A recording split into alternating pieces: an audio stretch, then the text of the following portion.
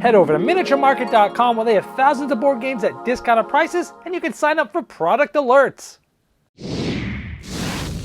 Hello my friends, it's the Game Boy Geek here. This crazy year of 2020, with everything going on, I've had a chance to go back and play some of the games in my collection that are older that I haven't played in a while. And some of those games I played and was like, why did I keep this one? But many others I played again, I was like, why don't I play this more? I forgot how much I loved this game, and I love it when that happens. So this is a series of videos that I'm going to put out that are essentially our best games I forgot about. These are sort of rediscovered treasures.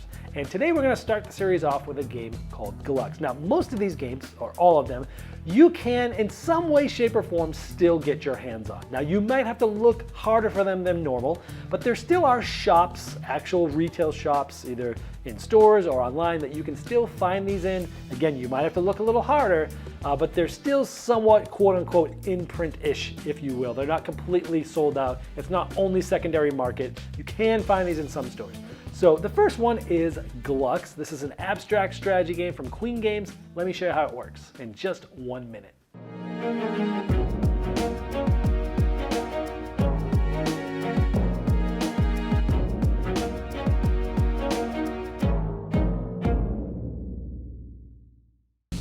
Glux is a 2 to 4 player abstract family game that takes 30 minutes to play, and you're trying to get the most number of pips in each of these rooms to score points.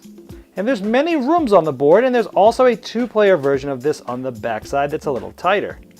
You'll be pulling chips out of a bag and deciding which side to use, and going a certain amount of spots away from these that you've already placed. In this case, 5. 1, 2, 3, 4, 5. I can place a 4 or a 3, which will then allow me to get into here and start scoring these. But sometimes you'll get blocked by opponents because you can't cross them. Or other times you might have people that are in there that you can actually go right on top of. It's a very interesting abstract game where as the game goes on, you get more and more choices of where to go. Yeah, the reason why I love Glux is it's got simple rules, but great depth. It's like pull a chit out of the bag and choose where it goes and choose the side. That's it. But there's so many choices, and as the game goes on, the choices become more and more and more as you have more and more places to possibly place them. The game is a good balance of luck and strategy, because you can set yourself up and you're like, ooh, I'm going to wait till I pull a 3 here. This is going to be perfect. I can get right into this room. I'm going to leave that there for now. Ooh, I didn't get a 3 for a while. That's okay. I can start working on other things. So there is that good planning, and even with the randomness of what you pull out, there's still a good balance of strategy and luck there.